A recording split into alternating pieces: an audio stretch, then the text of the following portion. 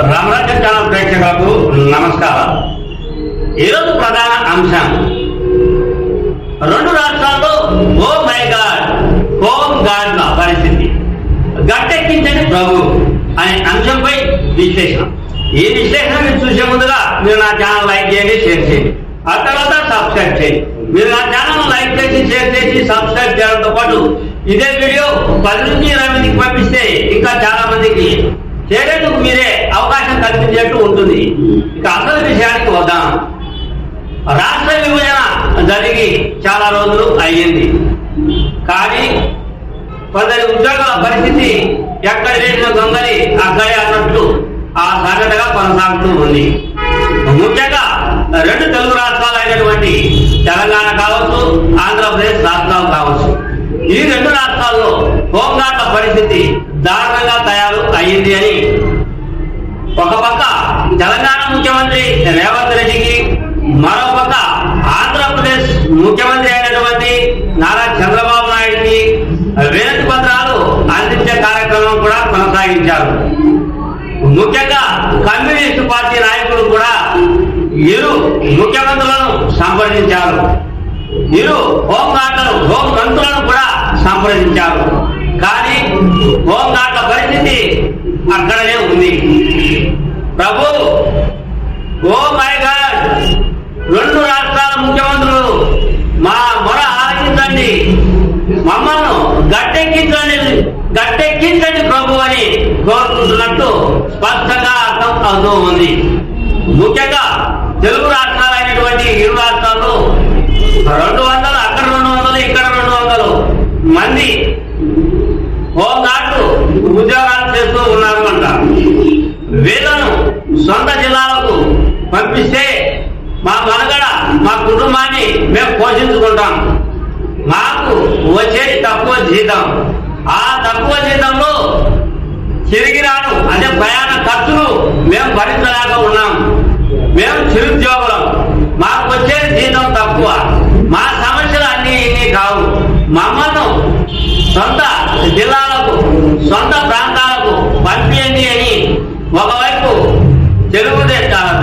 రెండు రాష్ట్రాలు అయినటువంటి తెలంగాణ రాష్ట్రంలోను, ఆంధ్రప్రదేశ్ రాష్ట్రంలోను ఈ హోంగార్డు మొరపెట్టుకుంటూ ఉన్నారు.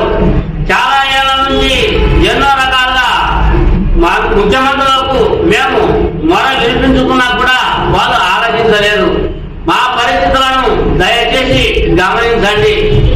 హోంగార్డ్ల పరిస్థితి దయనీయంగా ఉంది, మాకు చిన్న ఉద్యోగాలు, మమ్మల్ని ఆలోచించి మా సమస్యలను మీ దృష్టిలో పెట్టుకొని మమ్మల్ని ఒక పద్ధతి ప్రకారం ఏ ప్రాంతాలకు చెందిన వారో ఆ ప్రాంతాలకు బదిలీల కార్యక్రమాన్ని ఇద్దరు రాష్ట్ర ముఖ్యమంత్రులు చేపడితే మేము మా కుటుంబం సంతోషంతో, ఆహ్లాదంతో మా ఉద్యోగాలు మేము చేసుకుంటామని మొరపెట్టుకుంటూ ఉన్నారు. మరో ప్రక్క చిన్న ఉద్యోగాలు, జీతాలు తక్కువ, వాళ్ళ చదువులకు, వాళ్ళ పిల్లల చదువులకు కొన్ని రకాలైన సమస్యలు కూడా ఉత్పన్నం అవుతూ ఉంటాయి. ఒక రాష్ట్రంలో ఇంకొక రాష్ట్రంలో చదివించే ఇబ్బందులు కూడా ఉంటాయి. పైగా వాళ్ళకు వచ్చే చిన్న జీతం, వాళ్ళకు వచ్చే ఆర్థిక పరంగా ఇబ్బందులు, హోంగార్డ్ల కుటుంబ పిల్లలకు కూడా అంతో ఇంతో చదువుల విషయంలో రాయితీలు కల్పిస్తే ప్రైవేట్ స్కూళ్ళలో కానీ, ప్రైవేట్ కళాశాలల్లో కానీ అంతో ఇంతో రాయితీలు కల్పిస్తే వాళ్ళ పిల్లలను చదువు మీద దృష్టి ఉంచి వాళ్ళను ప్రయోజకులు చేసేదానికి అవకాశం కూడా ఉంటుంది అని కొంతమంది హోంగార్డు మొరపెట్టుకుంటూ ఉన్నారు. ఇదంతా నాకు ఎందుకు చెప్పారు అంటే, ఒక నా యూట్యూబ్ ఛానల్ రామరాజ్యం ఛానల్ ప్రతిరోజు వీడియో చూస్తూ ఉంటాడు అంట. హైదరాబాద్ లో పనిచేస్తున్న నారాయణ రెడ్డి అనే హోంగార్డు, ఆ నారాయణ రెడ్డి అనే హోంగార్డు ఈ విషయాన్ని నా దృష్టికి తెచ్చాడు. సార్, మీ వీడియో చూస్తున్నాను సార్, మా హోంగార్డుల పరిస్థితి ఇది సార్, నేను తెలంగాణలో పనిచేస్తున్నాను హోంగార్డు, నా పేరు నారాయణ రెడ్డి అని చెప్పేసి ఇద్దరు ముఖ్యమంత్రులకు మేము వినతి పత్రాలను కూడా అందించాం సార్. కమ్యూనిస్టు పార్టీ నాయకులతో కూడా మేము సపోర్ట్ తీసుకుని వెళ్ళాం సార్, వినతి పత్రాలను అందించాం సార్.